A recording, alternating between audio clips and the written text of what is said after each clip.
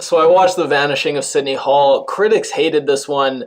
I loved it. It's one of my favorites of the year, at least so far. Now, a lot of critics are saying it's pretentious and indulgent, and I think it totally is. I think that the movie even lampshades this a bit. It makes a couple of references to masturbation. Now, critics said these were just juvenile. I think it was actually kind of self-critiques of writers, artists, or at least a particular kind of writer or artist. So a story about the tragedy of being an author and fame, and especially fame at an early age. That's not a new story, but I think this had some interesting elements that I really liked. So he's an author, the protagonist, and he's going across the country to burn his own books, because I love it. It plays with this idea of how an author really isn't in control of his work a lot of the times, and how people interpret it, what they choose to do with it. And it's this whole idea of an author and creation, and how when you have a book, especially a very popular book, it can be almost like having a kid. And you have a kid and you have some control, but ultimately your kid's going to go out and do what they do, and you can't control, even if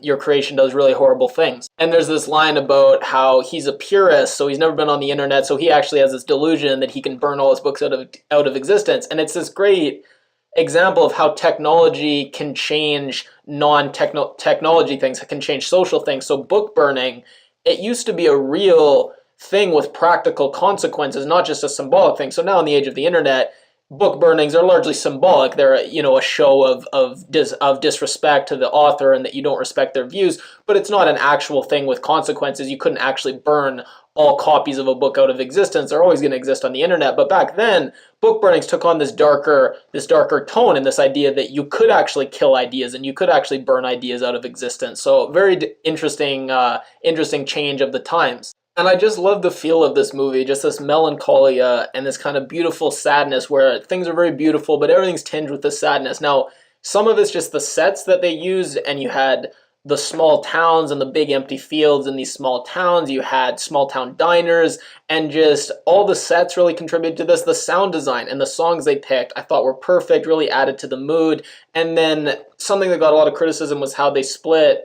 They had three kind of periods of the protagonist's life, and rather than having them in chronological order, they kind of ran them all parallel to each other. But what I loved about this is when he's having the beautiful moments of his early life, meeting his childhood sweetheart and falling in love with her, it's all tinged with this sadness, because we've already seen what happens very early on, that things don't work out between them. So even when you're seeing these beautiful moments, because you have this omniscient view of the world. So I loved it as this metaphor for when you really can see the totality of things. Yes, you can see the beauty, but even that beauty, since you can see everything, it's tinged with other things as well. Now, the protagonist is played by Logan Lerman. He's perfect for this sensitive, misunderstood teenager role, but what I thought was great was he plays three different roles in his life. It's the same actor that plays them, and they do a great job with the makeup and the costume, and then also just his acting, where you really do feel, if you weren't paying close attention or were just half paying attention, you'd think it was three different actors. So great job by him. He was the star of Perks of Being a Wallflower, so you're kind of starting to typecast him in this role, but I thought, did a great job when he's older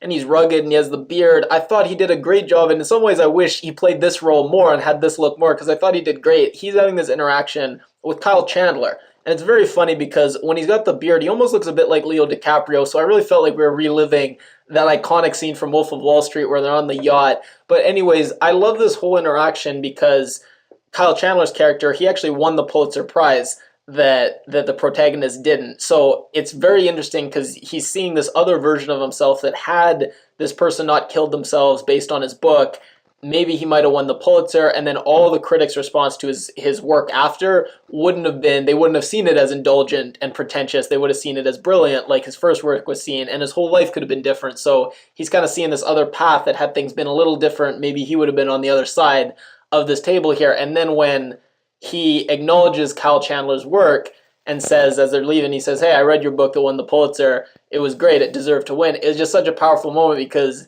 for people like that, for artists, yeah, it's one thing to get praise and accolades from everybody, but it's another thing to get praise from someone who you really respect as another fellow artist. And that's kind of, in some ways, a lot of artists, that's what they're craving their whole life, is just another artist, another person who they look up to and respect and see as an equal. For them to praise your work is just very powerful. Now, Blake Jenner's in this. He was the star of Everybody Wants Some. Fantastic movie. I wish that one blew up. It was a great movie. I thought he was really good in this. Elle Fanning is great playing this teenage year look of this teenage girl with this little sparkle. I think she does a great job. That's her best role, I'd say. Now, I didn't love the ending. That was a big, and this definitely, it was a great movie. I really liked it, but not a perfect movie, not a 10/10 by any means. And one of the reasons was the ending. I thought it was unnecessary. It kind of, I get it was supposed to bring everything together and kind of be the reason of being for this whole thing, but I didn't like it. I thought it kind of overshadowed some of the other stuff, and it was unnecessary. There was enough good